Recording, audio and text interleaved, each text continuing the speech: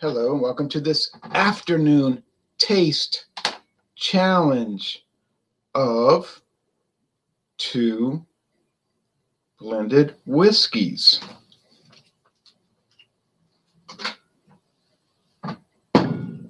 The first blended whiskey is Barton Blended American Whiskey, introduced in 1949. Nice looking label. The gold with the red ribbon, not a real ribbon, but it's made to look like a red ribbon, and all the fancy things. This cost me $5.99 plus tax, coming to the grand total of $6.35 at Smoker Friendly on US Highway 60 westbound at the junction of US Highway 127 in Frankfort, Kentucky. That's Barton Blended American Whiskey versus Albertsons Blended American Whiskey.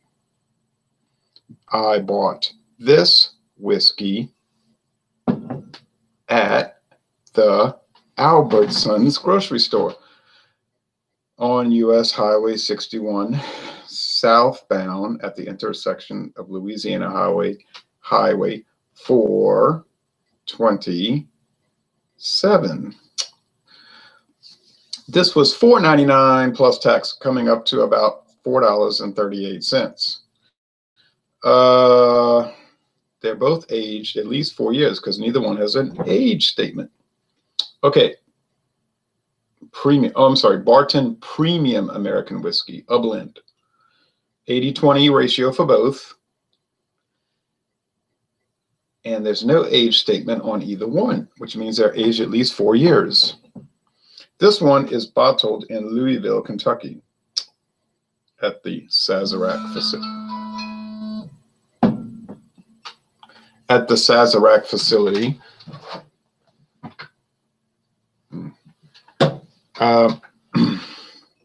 And this one says blended and bottled by Barton Distilling of Bardstown, Kentucky and Los Angeles, California.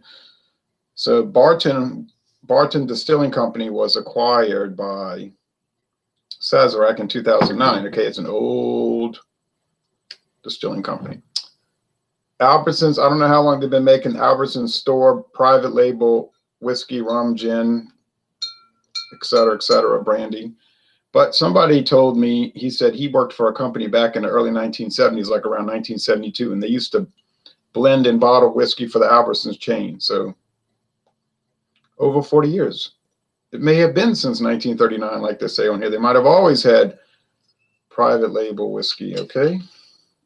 But their company's, the chain, Albertsons grocery store, was established in 1939, okay? This one's been tricky because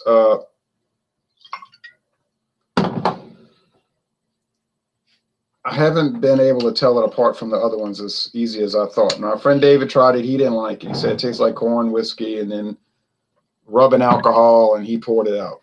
I said, okay. I was hoping he would finish it, you know. But, and then I did the solo review, and I was saying, no, I don't see much to it. Doesn't have any aroma, doesn't have any flavor. Just so neutral. I said it tasted like inertia, you know, like inert, like it was an inert gas, like there was no substance to it. But then, hold on a second, what is going on?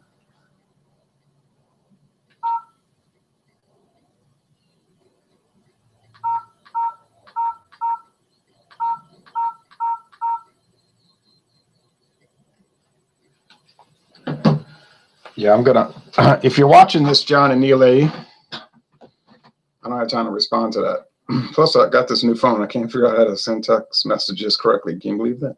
All right, but if you're watching this, John, we're going to do an examination at that exact time of port wine. We got that coming up at 5 o'clock Eastern. So you can join that, and then we won't have to do two sessions. So that'll work out. All right. Back to this. So see that phone, it'll keep alerting me every 2 minutes if I don't check the message. But then I started putting it into the taste challenges, and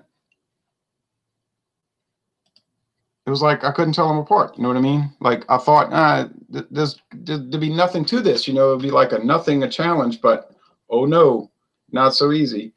Now the appearance with these. Now remember, the Barton is coming from Los Angeles, California, and from Kentucky, whereas the other one, the Albertsons, coming just from Kentucky. But the grain neutral spirits for either one of them is coming from Midwest Grain Products, either from Kansas, probably for Los Angeles, coming from Kansas, their facility there, or from Lawrenceburg, Indiana, for their the east of the Mississippi customers, more than likely. All right. Well, anyway, the appearance is about the same, like the same shade of amber. But maybe is this Albertsons? No, Barton. Okay. I think the Barton is a little more copper in the appearance. Yeah, it is. And doesn't have sediment.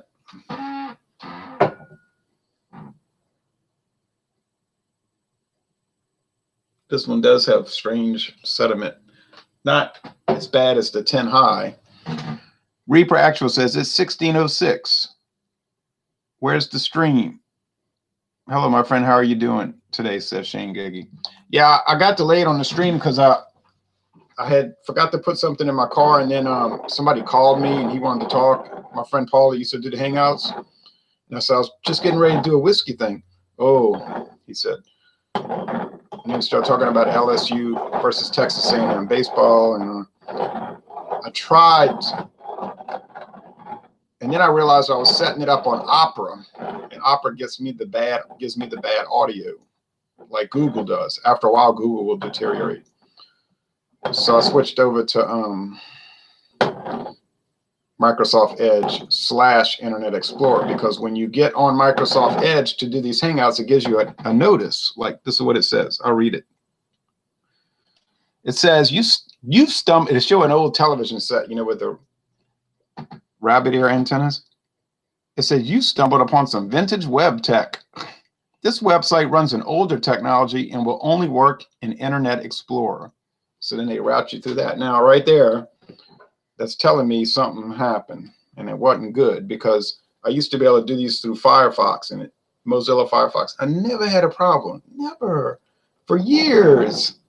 And then I got this alert from Microsoft around this time last year, and they said, we're no longer going to do Google Hangouts because there's some problem with plugins, and they haven't fixed it. Well, it's been a year and they haven't fixed it. But I did get a Firefox update today, so I'll check. Maybe it probably still not working, but because that's the one I used to like the most. I don't like Firefox for Facebook because it goes really slow on Facebook. Everything goes slow. And I read some comments.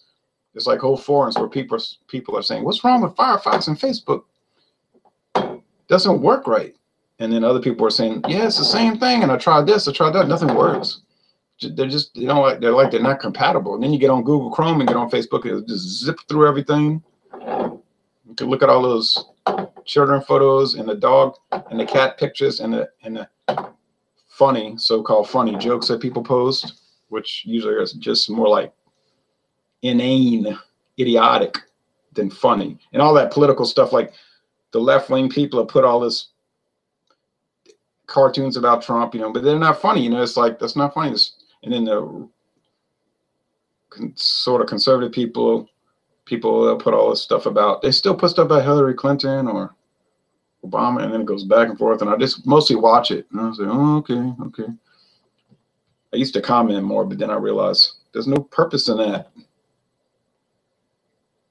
Those people that post stuff are not open-minded. They're not going to change anyway. They got these formed ideas in their head, even though they don't usually have a very good formation or a good foundation, and their knowledge is not deep.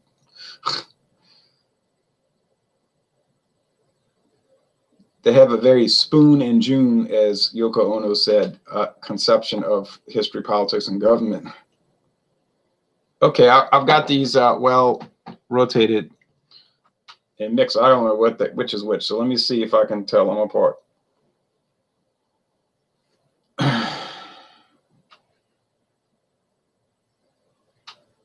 Well,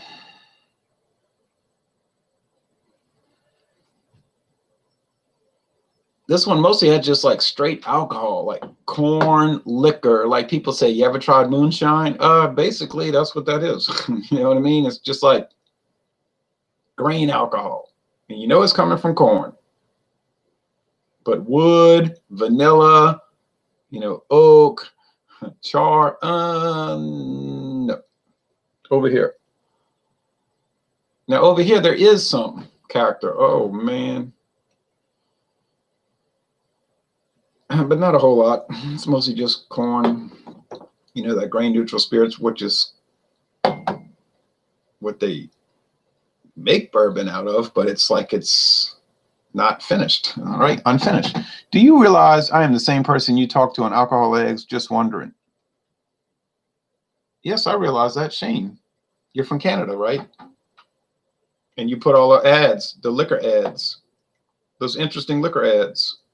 I was saying don't put more than one a day. Not that I didn't like the ads. I thought they were good. Because if you put too much, people won't look at them. So that's what I'll do. If I'm going to put ads, I'll put one a day. Then you get more attention that way. Same thing with Rock and Roll Club. Some people will get on there, and usually it happens at night. They must have been drinking, right? They're having a drinking session, and they'll post like 20 videos, music videos, and they're like not even related. And I was like, well, who's going to listen to all this? I told them 2 a day. That's all you want to put. 2 videos or music selections a day at the most. And then you might get some attention. They'll listen to it. What's the purpose of putting music that no one is going to ever listen to? I'll listen to all the posts. That's another reason I don't want to post in a lot. I can't listen to all of it. It's hard enough listening to all of it now. I do make it through though. Unless they put whole concerts. They want to post the entire concert. Oh, I've got Leonard Skinner's entire concert from 1976. Well, obviously they want you to listen to it. They wouldn't have posted it. But on the other hand, they ain't gonna listen to your concert. That's the thing that irks me the most. It's like, are you gonna listen to my whole concert? Well, I don't have time for that. So it should reciprocate. That's the whole idea of Rock and Roll Club. It reciprocates. You listen to my stuff, I'll listen to yours. Do I have to like your music? No. I can even comment in a respectful way and say, I don't really care for that. And I'll tell you why maybe, but it's funny how people are. Like, look at all my vacation pictures. Okay. They ain't gonna look at yours. You know the type. I don't think Shane's that type, though. He seems to be very engaged in Alcohol Eggs, and he'll make comments, and they're always kind and intelligent, Okay.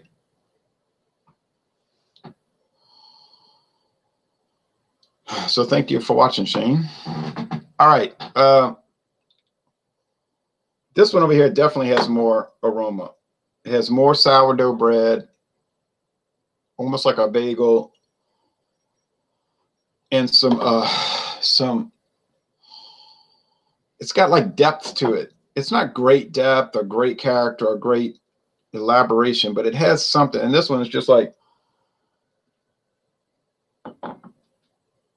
grain neutral spirits. Okay, let's go with the taste. This will be fascinating. And boy, I'm gonna feel funny if I get it mixed up, but I've been feeling funny a lot because I've been getting them mixed up a lot.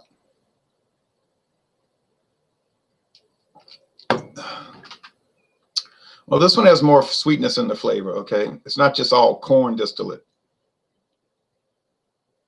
Now, the grain neutral spirits are supposed to be tasteless and odorless. They're not really. They're largely tasteless and odorless.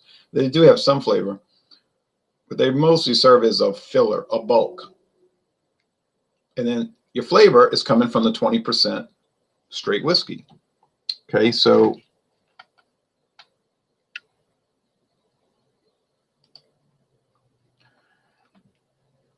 this has flavor.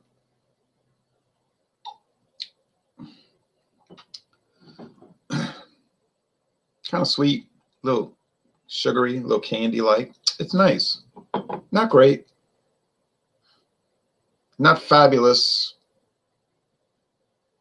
or any of those things, but it's nice. It's like, okay, I paid $5.99 or $4.99, and it's all right.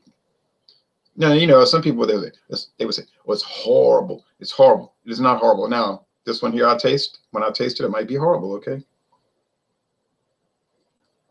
And my friend David said that the Albertsons was horrible, but I didn't agree that it was horrible. But people don't have to agree on flavors or music or politics, and they don't have to hate each other. That's not a requirement. You can disagree in a civil manner. That concept seems to escape the social media community to a large extent, I think. All right.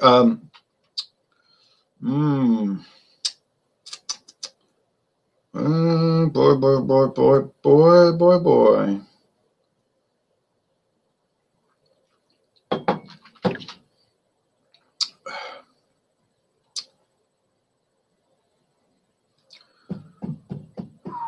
I think it's weird because this one here has more aroma and that one there has more taste.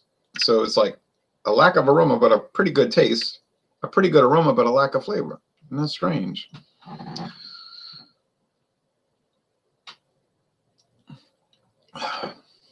So I think that this is the Barton, because of my recollection is that the Barton Premium American Whiskey, a blend.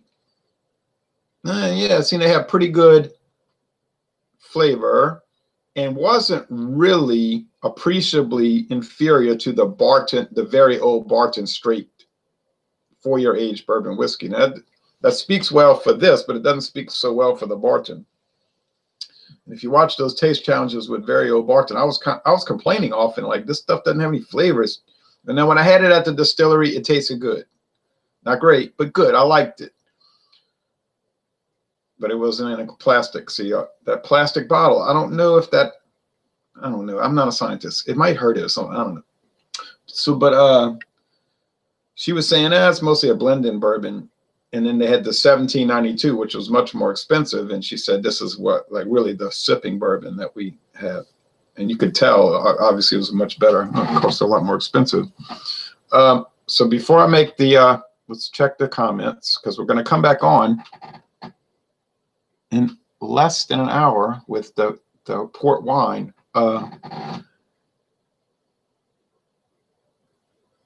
Shane Giggy said, yes, from the wonderful place of Canada. Last night we got 3 fresh inches of snow and temperature was -10, which is 14 degrees Fahrenheit. I thought it was supposed to be spring. That sounds terribly miserable. I would hate that, okay? I'm sorry. I like Canada. I've been to Canada. I went to the capital. I went to Rideau Hall, where the Governor General lives, you know, or at least the official residence, and all of that. And it was fabulous, you know, but I went there in June and July. This real cold weather that goes on forever, I can't handle it. I mean, Louisiana is too cold for me. So how do you think I would like Canada? But I appreciate you watching. And I appreciate Reaper Actual watching and Goalkeepers. Okay. Okay, I think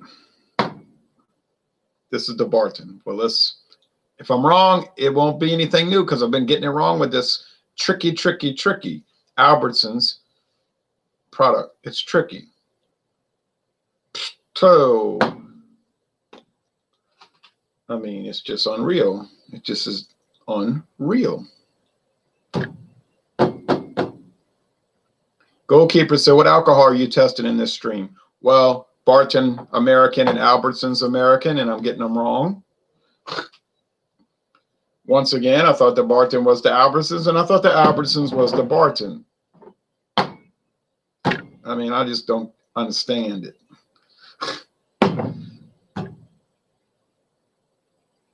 It is a different shaped bottle. It's strange. This one is it's quite different in its shape. And I noticed that the Albertsons bottles are different like that. The ones that are going to Albertsons. They might have done it like that so they don't get them mixed up or something. I don't know. They are different. Even the brandy is the same type bottle. I don't know, man. It's got me real freaked out.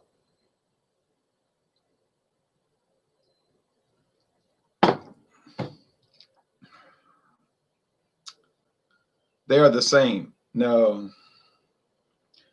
No way. They're not the same. They're similar. They're very similar, but they're not the same. Mm-mm. Okay, well, what's coming up next? Give me a few seconds. I'm going to go show you what I've got left, and then I'm going to get off of this. I'm going to check a few things on Facebook.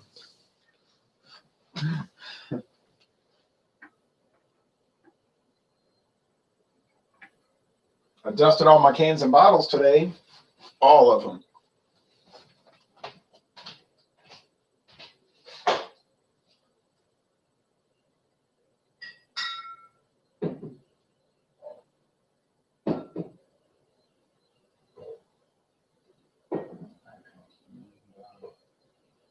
I can't remember.